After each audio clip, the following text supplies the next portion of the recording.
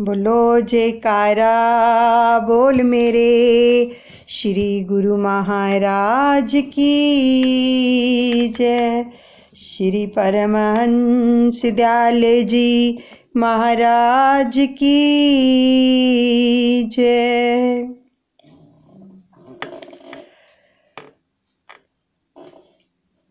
भगवत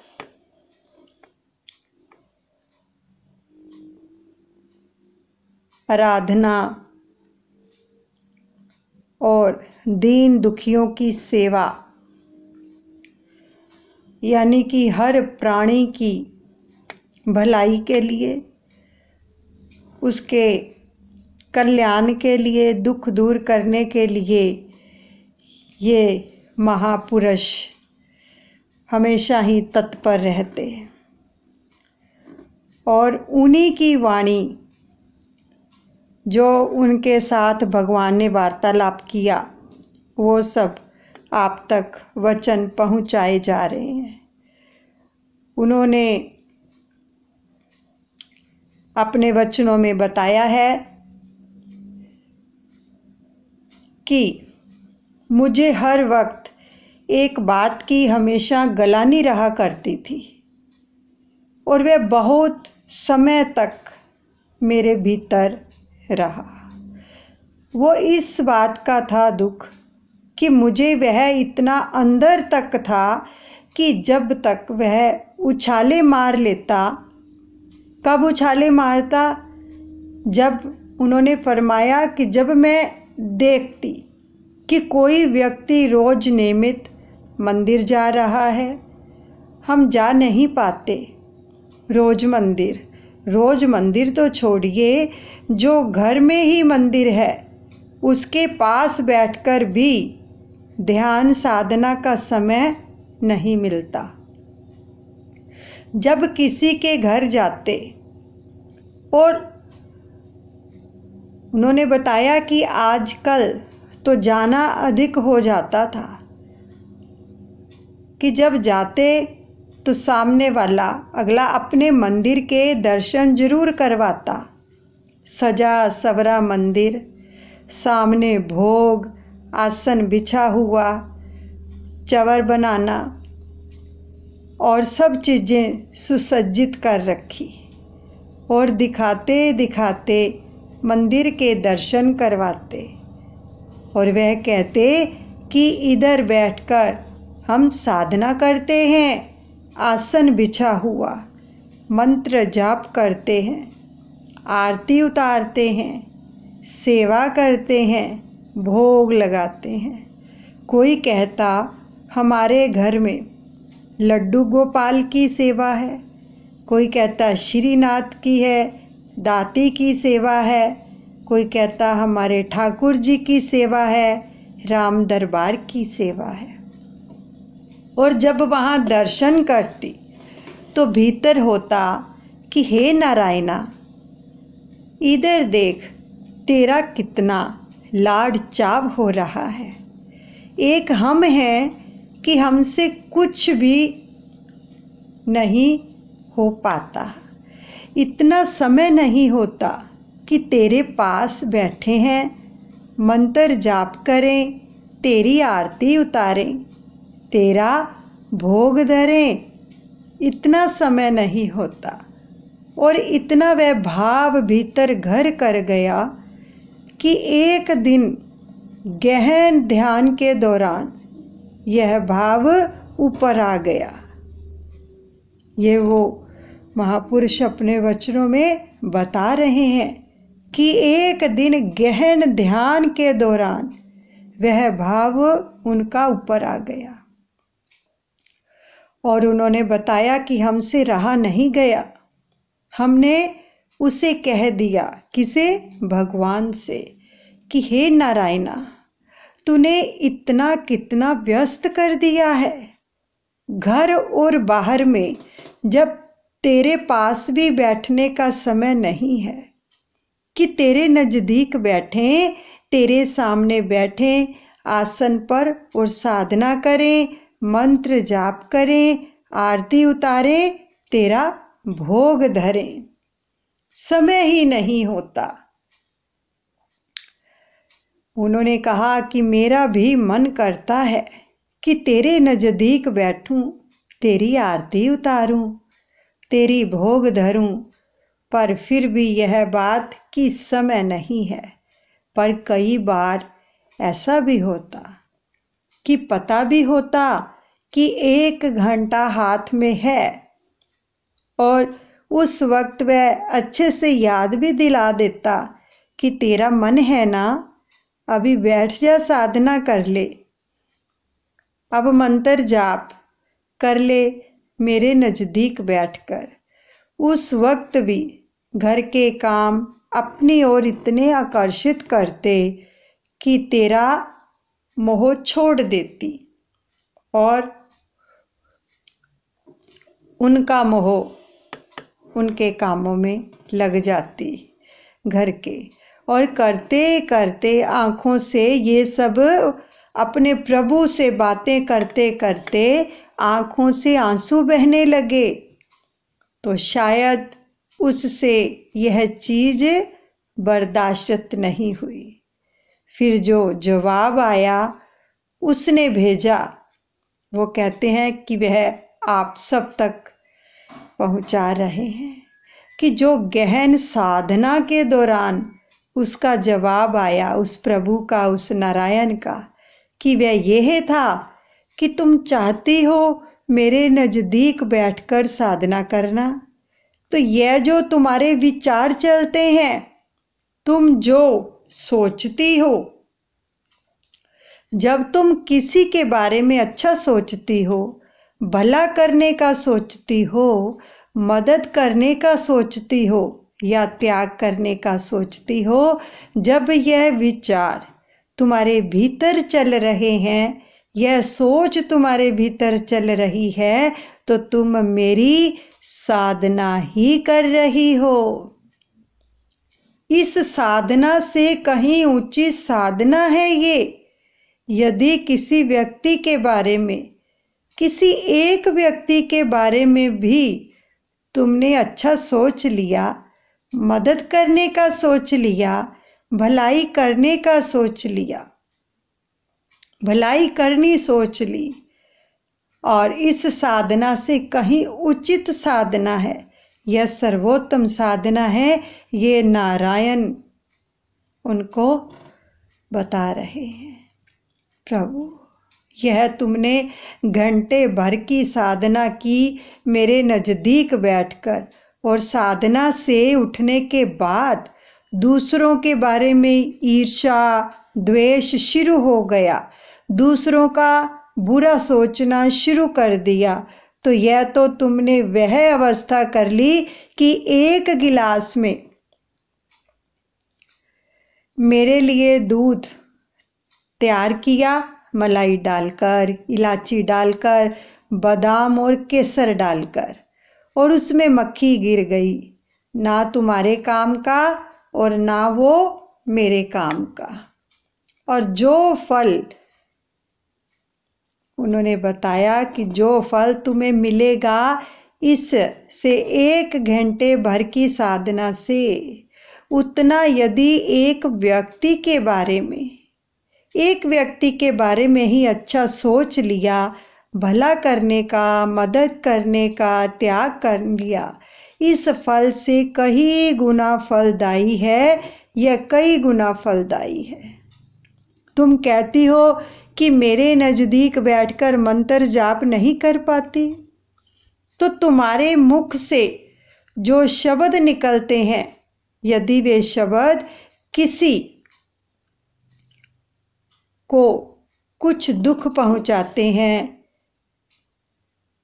खुशी पहुंचाते हैं, अगर दुख पहुंचाते हैं तो वो गलत हैं। लेकिन तुम्हारे मुख से जो शब्द निकलते हैं, जो किसी को सुख पहुंचाते हैं, खुशी पहुंचाते हैं, ठंडक पहुंचाते हैं, और उसे प्रेरणा देते हैं, उसे प्रोत्साहन देते हैं, और उसका आत्मविश्वास बढ़ाते हैं, आत्मबल बढ़ाते हैं, तो तू वह शब्द अपने ही मंत्रों से जो है परिवर्तित हो जाते हैं अपने आप ही। जो तू कहती है कि मैं मंत्र जाप नहीं कर पाती आपके पास बैठकर, अगर तुम्हारे मुख से इस प्रकार से किसी के लिए भी शब्द निकलते हैं तो वो अपने आप ही मंत्रों में परिवर्तित हो जाते हैं। जैसे स्वाति नक्षत्र की बूंदें सीप में गिरती हैं और मोती बन जाती हैं, उसी तरह तुम्हारे मुख से निकले हुए शब्द ठंडक पहुंचाते हैं, यह मंत्रों में परिवर्तित हो जाते हैं। और 1 घंटे का मंत्र जाप का जो फल तुम्हें देगा उससे कई गुना फलदायी है ये। यदि एक व्यक्ति के मन को भी तुमने ठंडक पहुंचा दी अपने शब्दों के माध्यम से, कई गुना फलदायी है। तुम घंटे भर मंत्र जाप करती हो और उठने के बाद चीखना, चिल्लाना, ताने मारना, तो यह मंत्र मुझ तक कैसे पहुंचेगा? बड़े ध्यान से सुनो। अगर साधना करने के बाद ये सब होता है तो प्रभु फरमा रहे हैं उनको कि ये मंत्र मुझ तक कैसे पहुंचेंगे? नहीं पहुंच सकता। इससे कहीं अधिक शक्तिशाली है तुम्हारे मुख से निकला हुआ शब्द, और तुम कहती हो कि मेरे नजदीक बैठकर मेरी आरती उतारना। कोई भी आरती उठा लो, कोई भी चालीसा उठा लो, कोई भी पाठ उठा लो, सब में मेरा गुणगान किया गया है, प्रभु फरमा रहे हैं उनको। तो तुम जो गुणगान मेरा करते हो वह गान मुझ तक पहुंचने के लिए ताकत चाहिए, क्योंकि तुम नीचे रहती हो, मैं ऊपर रहता हूँ। किन चीज़ों की ताकत चाहिए? कि तुम्हारे भीतर सहनशीलता हो, संतुष्टता हो, पवित्रता हो, अच्छाई हो, भलाई हो, करुणा हो, यह गुण होने चाहिए। तब जो तुम गुणगान करती हो वह मुझ तक पहुंचेगा। और वह कह रहा है, नारायण, बजाए मेरा गुणगान करने के अपने माता पिता का गुणगान किया करो, जिन्होंने तुम्हें यह जीवन दिया है, आज इस अवस्था तक पहुंचा दिया। परिवार के दूसरे सदस्य हैं जो जिनके भीतर ये गुण हैं, क्योंकि मैं किसी को ऐसे नहीं बनाता, प्रभु फरमाते हैं। उनके गुणों की कदर करो, उनका गुणगान करो। कभी थोड़ी देर बैठा करो अपने माता पिता के पास, जरा सा पूछ लेना कि कैसे हो, कुछ चाहिए क्या? तो वह गदगद हो जाते हैं। गदगद अवस्था किसे कहते हैं? जब होठों पर मुस्कान हो, आंखें भीगी भीगी हो और आवाज भराई सी हो। यदि तुम्हारे किसी कार्य से वो इस प्रकार गदगद होते हैं, उस वक्त नारायण प्रभु ने फरमाया कि उस वक्त मुझ तक घंटियों की आवाज पहुंच जाती है। मंदिर के पास मेरे गुणगान करने से अधिक फलदायी है कि जो तुम्हारे इर्द गिर्द मेरी रचना है उनके गुणों का गान करो, उनके चेहरे पर मुस्कान लाओ। जब उनके चेहरे पर मुस्कान आती है तो नारायण प्रभु फरमा रहे हैं उनको कि मेरी घंटियां बजने लगती हैं। अन्यथा भगवान कहते हैं कि मैं विजिट पर रहता हूँ। जब किसी को घंटी बजाते सुनता हूँ तो विजिट पर होता हूँ।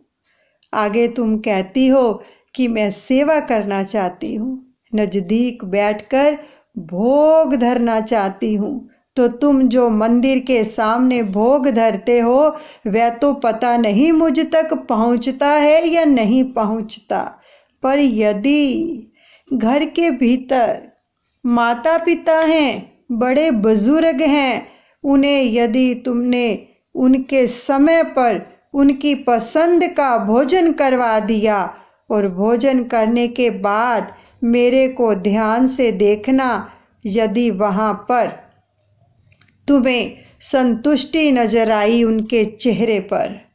भोजन करवाने के बाद उनके चेहरे को देखना कि अगर तुम्हें उनके चेहरे पर संतुष्टि नजर आई तो समझ लेना कि मुझ तक तुम्हारा लगाया हुआ 56 भोग पहुंच गया है। मैंने पहुंचा नहीं, पा लिया। घर के सदस्य हैं, उनको समय पर भोजन करा दिया करो। और जो सेवा मुझ तक पहुंचती है बजाय तुम मंदिर में रखती हो, क्योंकि उस आदि घंटा की साधना के पीछे मन में भाव रखा है। जब तुम्हें 24 घंटे की सेवा दे रखी है, यहाँ से यानी आँख से, हाथों से, मन से, ताकि तुम निरंतर मेरे संपर्क में रहो, विचारों के माध्यम से, वाणी के माध्यम से, कर्मों के माध्यम से। और अपना जीवन इस तरह बना लो कि तुमको देखा तो ये ख्याल आया, जिंदगी धूप तुम घना साया। यदि एक व्यक्ति भी हमें देखकर यह गा लेता है भीतर से, तो समझो जीवन सार्थक है। कितना प्यारा संदेश हम सब तक पहुंचा है। बहुत उच्च कोटि के ये संत हैं जिनकी नारायण से वार्तालाप हुई। अब खुद सोच लो हमारा जीवन क्या है। हम भी साधना करते हैं, सब कुछ करते हैं, भजन सिमरन सभी करते हैं। क्या हमारे मन के अंदर ऐसे भाव हैं? किसी की मदद करना, अपने घर के जो सदस्य हैं उनकी केयर करना, उनको समय पर सब कुछ देना, तो हमारी साधना सफल है। नहीं तो नारायण ने बोल दिया, वो मंत्र, वो सेवा मुझ तक नहीं पहुंचती है। अगर उस तक पहुंचाने हैं अपनी सेवा को, अपने भाव को, तो दूसरों के अंदर उस प्रभु के दर्शन करके उनके लिए अच्छा सोचो, भलाई करो, मदद करो, उनकी केयर करो, तभी वो परम पिता परमात्मा तक हमारी बातें, हमारी अरदास पहुंचेगी। जो भी हम सुन रहे हैं, इन सबको अपनी जीवन में उतारना है। यहाँ पर सुनकर मत चले जाना, नहीं तो जीवन नहीं बदलेगा। जीवन तभी बदलेगा जब अपनी जीवन को प्रैक्टिकल लेके आओगे, प्रैक्टिकल करोगे अपने जीवन में, तभी जीवन बदल पाएगा, नहीं तो ऐसे ही चले जाएंगे। तो इसलिए नारायण प्रभु ने फरमाया, सबने सुना उनके वचनों को, कि सबसे ज़्यादा जरूरी है अपना यानी अंतःकरण शुद्ध करना, साधना से भी ज़्यादा जरूरी है। किसी को सुख देना, अच्छा सोचना। मेरे सतगुरुदेव भगवान आप सबका मंगल करें, अपने जीवन को इस प्रकार से ढालें ताकि हमारा जीवन सार्थक हो। बोलो जयकारा बोल मेरे श्री गुरु महाराज की जय। श्री परमहंस